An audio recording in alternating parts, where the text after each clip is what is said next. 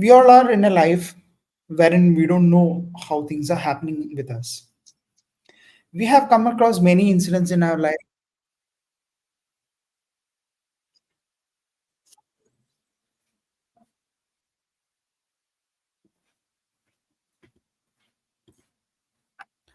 So, sorry for the delay. There was some background noise in between. So, let's begin again. Welcome everyone to this podcast Beyond the Crash. This is the first episode we are coming in, and we are exploring many people's lives. We want to walk through on a journey in their lives, how they have come across with a resilient power and started their second innings, have come across many incidents like accidents and all those mishaps, but then they had their self belief within themselves that made us to be the best of their versions. So today we are going to introduce Florence Dhanraj. She is a single mom of two beautiful daughters. She had a very painful life to a certain extent in her life, but then she came across as a phoenix coming out of ashes and have built a beautiful career for herself. She is had a very great I was very fortunate enough to meet her, and I am very happy that she is my first guest in this show. So welcome Florence to this first podcast Beyond the Crash. So can you Thank you very much for having me. I do appreciate it a lot. yeah. So you are a beautiful means you are a mom, you're a single mom, having had that all those mishaps in your life, gone through multiple accidents, gone through multiple bone fractures in your body, and then you have come across as a phoenix. So we know I know about you, but then the audience doesn't know about you. So let's hear from you. How have you come across within your life? Let's have a short brief about your story. Sure. So, like you said, I'm a single mom, but I was born in a very small village in near Chennai, and where we didn't even have water facilities. But my father was an army person, and my mother was a teacher, and education went, I think, throughout my school life. I never kind of faced any issues as such. And then during my post graduation, while doing MBA, I met with a major accident. I met with two major accidents. And the first one, I had my knee bones like totally broke into two. And but it was on Diwali night, and there were no doctors at the military hospital. So the whole night I was just lying in pain.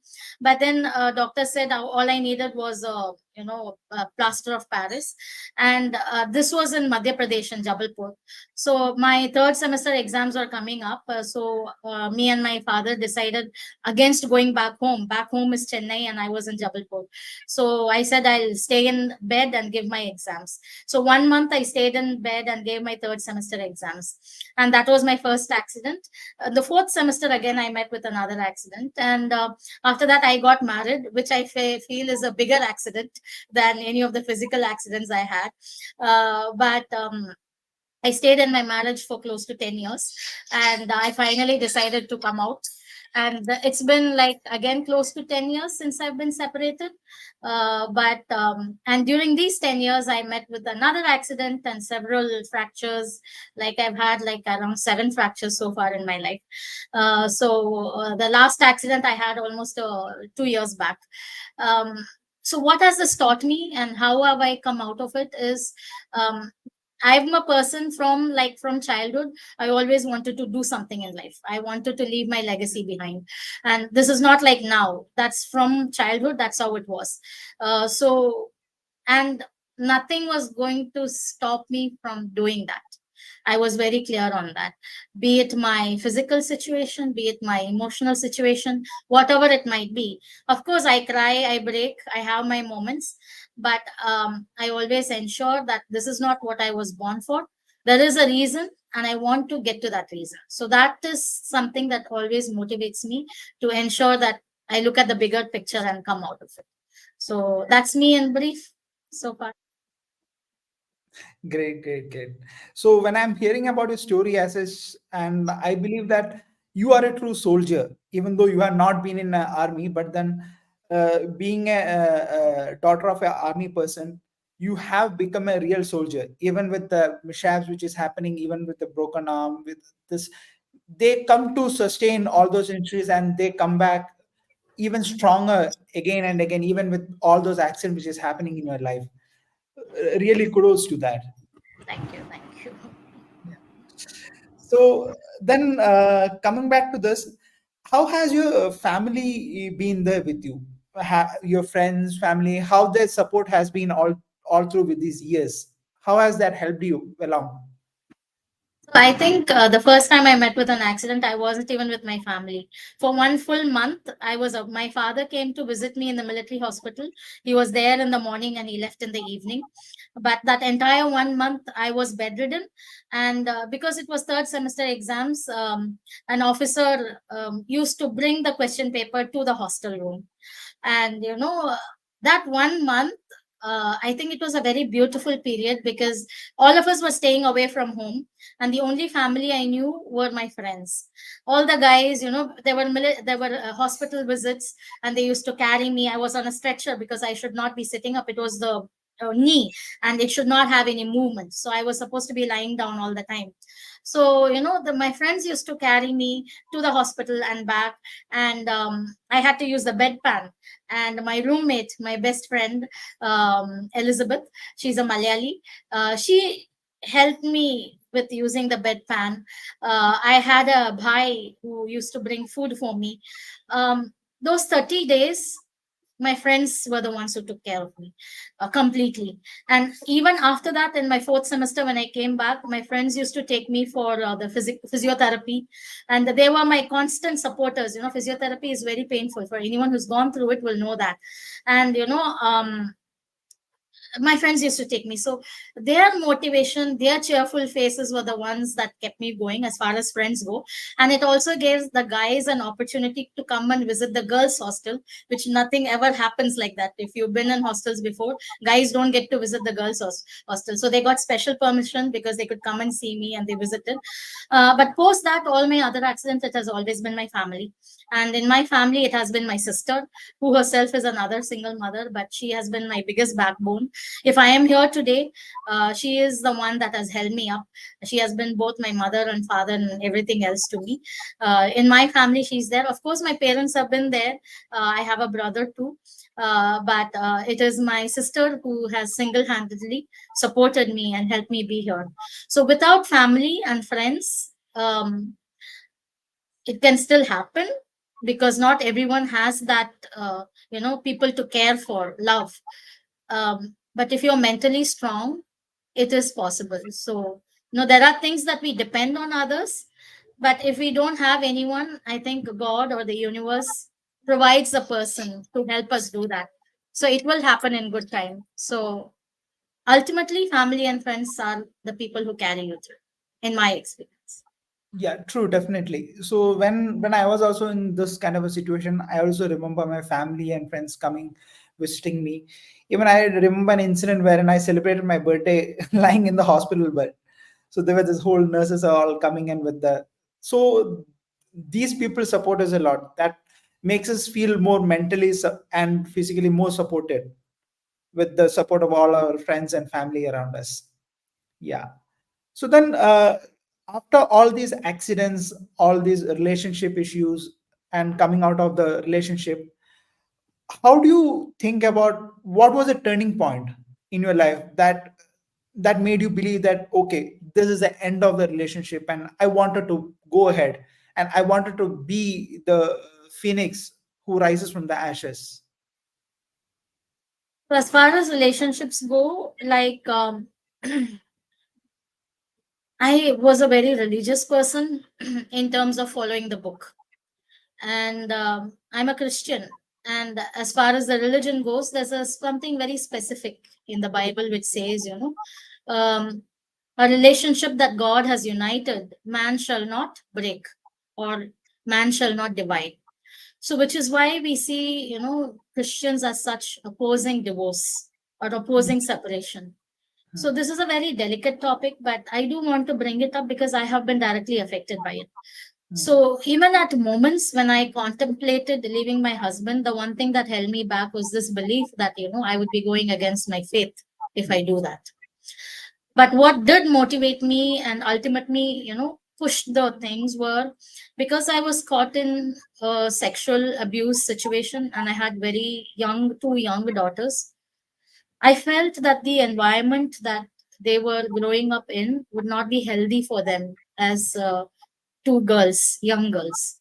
And that ultimately pushed me and gave me the power. Whatever inhibitions I had, the power in me as a mother helped me make that decision because I felt I was doing it for my daughters and not for myself. So I gave it 9 years. 9 years of my life I was married. And though I contemplated suicide many times, I contemplated leaving my husband many times, I never did. But this was the thing that ultimately forced me. But having touched upon the topic of religion, I'd also like to say in the Bible, also it says that the man should love his wife as himself. So, you two become one. And how much I love and care for myself is the same love and care I should show for my spouse as well. That is Yeah. also in the Bible.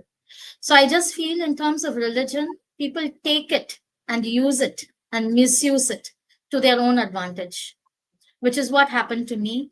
And right now, if I have people coming and telling me that, I just tell them it's the same Bible says the same thing. Love and care for your wife as yourself. That was not followed. So it doesn't make sense why I should be the only one doing all the following.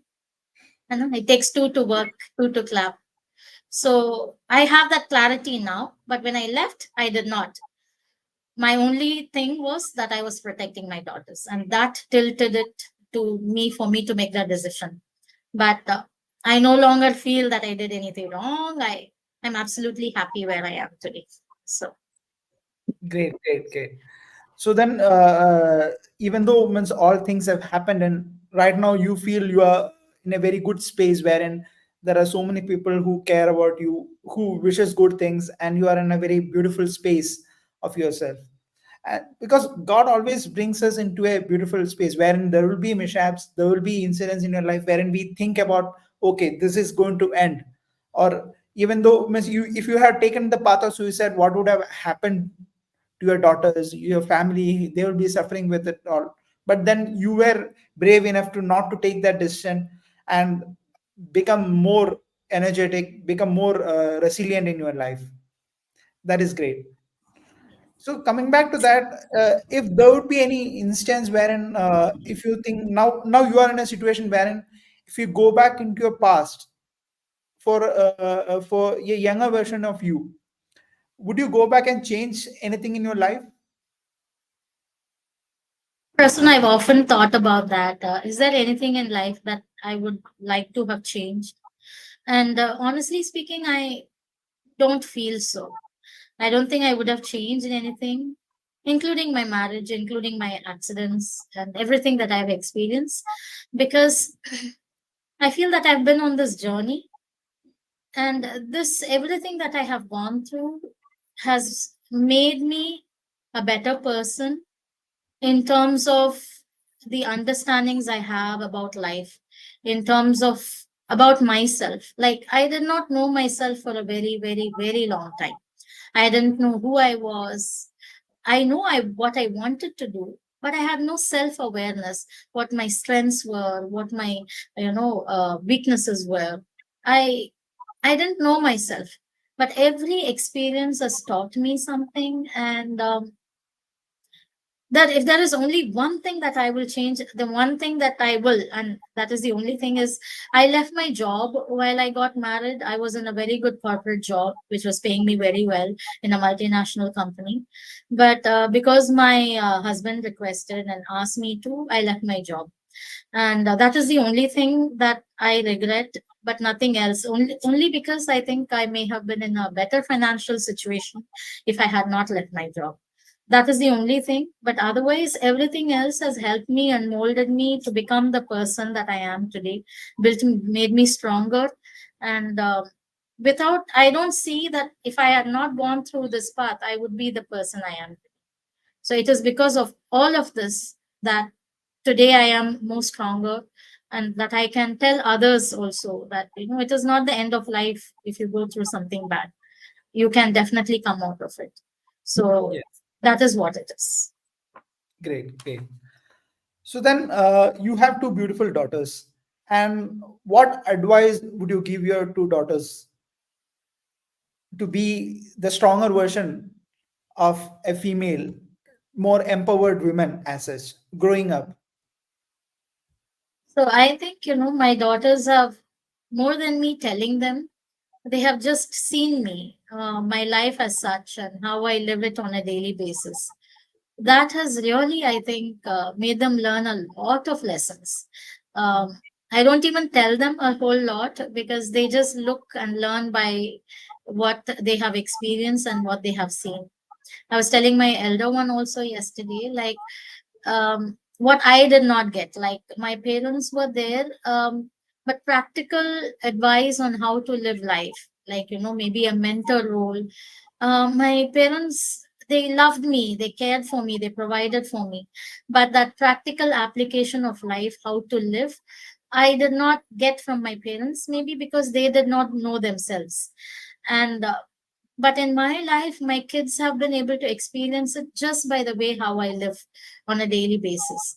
And so many things that they have seen me struggle with and how I handle it, that has been their, they have learned more from that, which is my what my elder one always says, ma, I have learned more from watching you how you live your life than you telling me. You don't even have to tell me. So when you, I think the process has been like how they have seen and absorbed what I go through on a daily basis.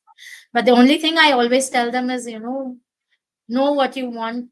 Don't quit on your dreams. Have dreams and work towards your dream and be financially independent. That's something I tell them. But everything else they have learned just by watching me. So I think that's it. So I guess you being the living example right in front of them has taught them more lessons than you just telling Yes, them what to do, what not to do. that is true. Great. Yes. And that is great. That is great. So then, when you look at people who have suffered through many difficult situations, and they even think of suicide, or they even think of, I don't know what I should do next, what would you tell them? What suggestions or what advices would you give them? Like a single mom who is suffering in their life. When I was going through it, the one thing that I really lacked was someone who could listen to me. Um, as far as sexual abuse goes, there is no forum where you can talk about it. The Indian society is, all of us are Indians, all of us come from families where, the mere word sex is something like a taboo word. You don't talk about it. And when you're going through something like that, because of the way that we have been brought up, you don't feel comfortable talking about it with anyone, least of all your parents. Mhm. Because we all come from that generation where, even songs, when we watch, they change the songs if anything remotely, romantic or something comes up. So coming from that background, the thing that I struggled with most was, whom do I tell what I'm going through? I don't know whom to tell. um you know Even the courts, physical abuse, you can approach. I can show my scars, I can show that I've been beaten black and blue. That counts for it. Um but the pain in your heart, what you go through on a daily basis, There is no one, I mean, there is no one or no place where you can talk about it. There is no forum. The courts don't accept it. The police don't. I mean, imagine me going and telling to the police I'm going through sexual abuse. What is our police going to tell? There is no place where you can open up and talk about this. And that was the thing that really got to me. Whom do I tell this to? There were times I have sat at different railway stations for the sake of escaping the home. I have cried my heart out sitting at different railway stations in and around Chennai. I didn't know whom to tell. My sorrow was coming out in the form of tears. There are times I have sat in unknown parks, different churches, and I have just cried for the lack of someone to listen to. I didn't even want anyone, I didn't want advice. I just needed someone who could listen to me and tell me, you're not the only one. There are people going through it. I didn't want solution at that point of time. So, what is it will I tell any such woman who's going through it? You're not alone. We may think we are alone. We may think, who will understand. But there are people like me who know what it is. And I do understand. And, if you need someone to just listen to you, I'm there. It is, you're not the only one. There are others who are going through similar situations. And we do understand. Okay, so every problem may not have a solution right away, but there is no problem without a solution. We just have to. But for now, just know that you're not alone. There are many people like you, and there are many people who want to listen to you, who want to hear you. That is the only thing I will tell for any person who is going through similar situations. So you have a very powerful story, Florence, and I'm happy that you were able to share it with our audience and the people who are listening to this. And I really appreciate you, and I really, from my bottom of my heart, I really salute you for being there and being the support for your daughters, and showing this world that even though we come across many different situations in our life, we should fight back. Be a true soldier within yourself. And you have been that one true soldier in front of your daughters. And I truly believe that they will be one of the bigger motivation for you to live around and be, and you will be there for even each and every woman out there who needs a support. And thank you for being part of this first episode, and I'm really proud that I have chosen you to be the first person I mean to be in this journey. Thank you very much, Florence. And we will, and thank you audience for watching this. And yeah, so we will close this first episode right now. Thank you I everyone. want to say thank you, Prasoon, for choosing me. It has been my honor and it has been my pleasure. So, this is the first time I'm telling my story to any live audience apart from one other instance. So, thank you for choosing me. I'm honored and I'm filled with gratitude. Thank you. Thank you. Thank you, Florence.